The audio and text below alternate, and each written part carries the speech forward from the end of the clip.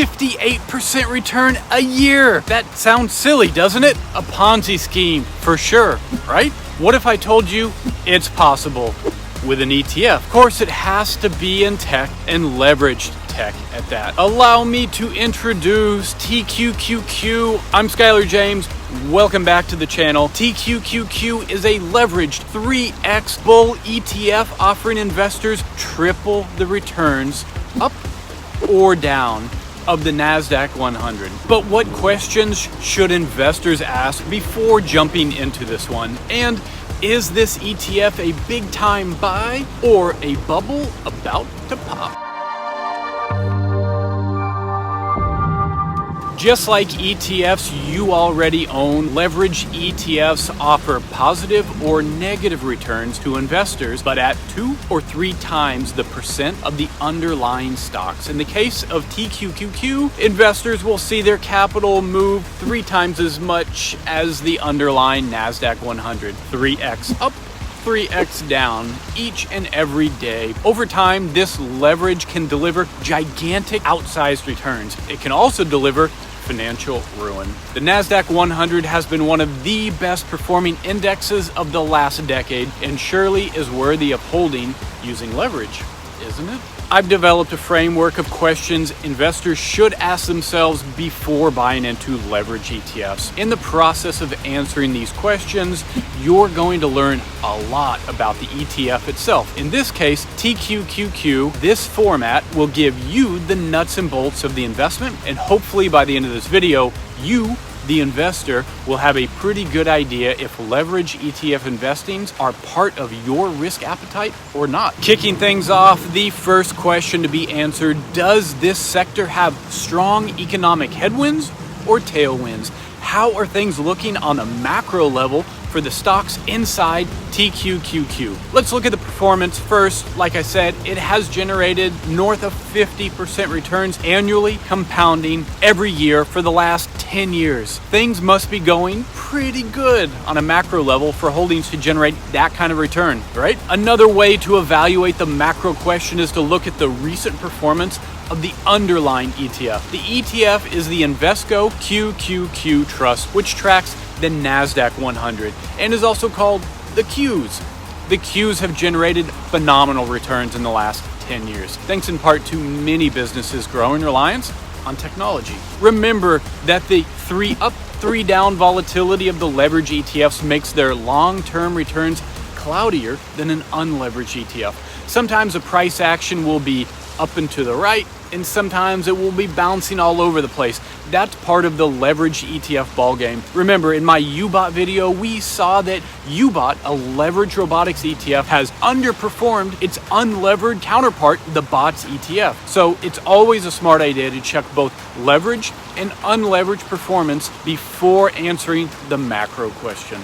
To round out the macro analysis, let's look at the top 10 holdings and make a ballpark judgment. I know it sounds silly, you're thinking it's the Nasdaq, stupid. But seriously, are we cool with its top 10? 53% of the Qs is the likes of Adobe, Google, Amazon, and Tesla. So yeah, the top 10 of the Qs and therefore of the TQQQ are big time tech titans with enough weight allocated to them inside this ETF that they can steer the whole fund with their performance. So take a look at these big hitters and make sure you want extra exposure to them. So here's an example of a bad top 10 and a bad candidate for a leveraged ETF. The ETF is QQEW and it's a $1 billion ETF from First Trust. QQEW gives investors an equal weighted approach to those same Nasdaq 100 stocks. But look at this top 10. Marriott, Dollar Tree, both QQEW and the Qs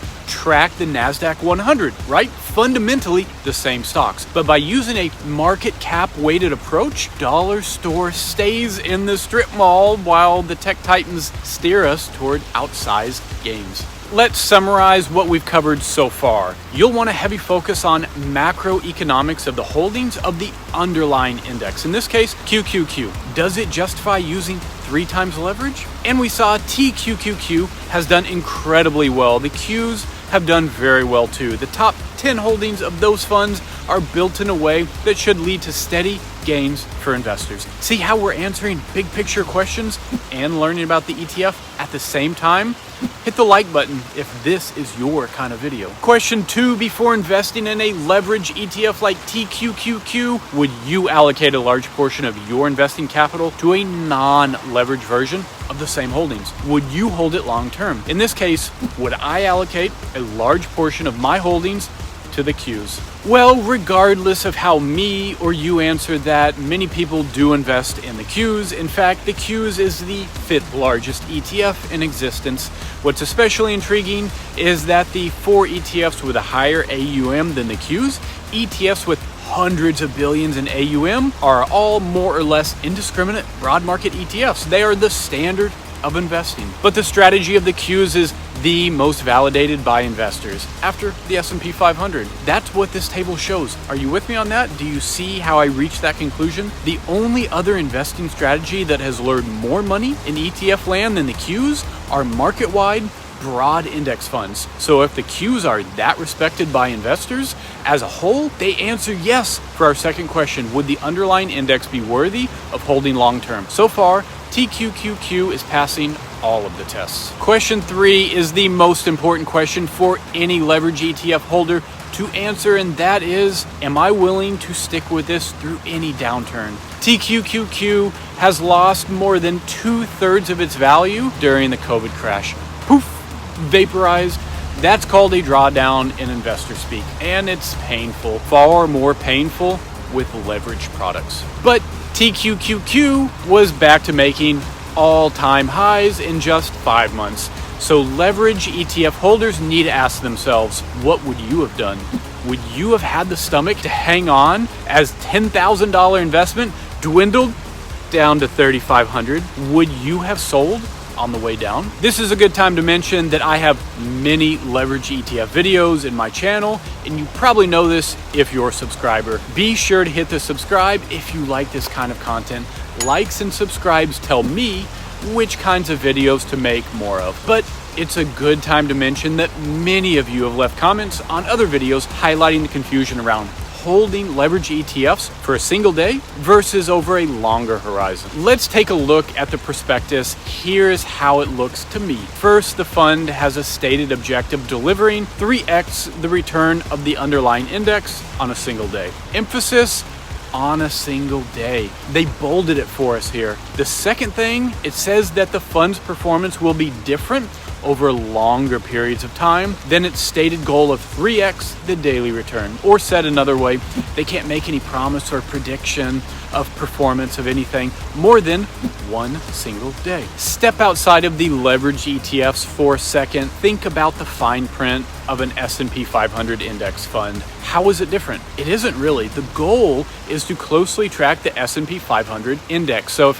VOO, for example, underperform the S&P by 10% every year, investors might leave because Vanguard is clearly not meeting its stated objective. I think the leverage ETFs are the same thing. These ETF issuers are basically saying, look, these are built for an objective that only occurs one single day. Anything after that, it's on you. They aren't saying don't invest, don't hold, just don't look to us for a performance prediction. They go on to say, well, look, if the market is flat for a year, this leverage ETF will be negative. Okay, thanks, ETF issuer. And they say that performance over time will vary in returns and even the direction of returns compared to a single day performance. Let me give you an analogy. Ice cream scoopers, they're kind of like this exaggerated spoon shape, right? That's all they are, but they're really good at scooping perfect balls of ice cream. Now just imagine that the ice cream scoop packaging said something like, this spoon is only intended to scoop ice cream and scoop ice cream very well. If you use it as a cereal spoon, we make no guarantee that it will work because this is strictly designed to scoop ice cream. Okay, it's a silly analogy, but could you eat cereal with an ice cream scooper? Sure. It might not be as good as a spoon, or in some cases it might be better. Depends on how thick you like your cereal, I guess. We've covered a lot, so quick recap. The TQQQ leverage ETF offers investors 3 times the daily returns of the QQQ. The Qs is a technology-focused fund and has done remarkably well over the last decade, and it's one of the biggest ETFs in existence. We also noted that selling low kills leverage ETF returns for long-term holders. And finally, we dug into the fine print of the prospectus just a little to investigate why there's confusion in the leverage ETF messaging. In case you're wondering where I'm filming from, I am at a glacier-fed runoff river, and I thought you guys might prefer to look at that instead of my face the whole time I was talking. I hope you enjoy it. I have one last thing to touch on. This is not one of my normal 3 questions for leverage ETF investing, but it's worth noting. Have you asked yourself, how do these ETFs actually deliver 3 times the results using 1 time the capital? It's through derivatives. It's through swaps. We said earlier in this video, we can't look directly at the holdings of TQQQ to know what stocks are inside. We have to look at the good old-fashioned unleveraged Qs for that answer. Do you know why? Because here's what the TQQQ holdings look like. The biggest holdings are billions and billions of dollars of derivatives. This is how TQQQ and Pro shares are delivering 3 times the returns each day. We don't need to dive too deep into this, but investors should probably ask themselves, do I care? Does this matter to me? Do I look at this and think, swaps, yikes, I'm out of here? This looks like black magic. Or do I think, this is okay, whatever, give me those 3 times returns? This is the final piece of the puzzle, whether or not the how of leverage ETFs is important to you. I hope you learned something about TQQQ today, and don't forget to give me 3 times the like button. Thanks for watching, and I'll see you on the next one.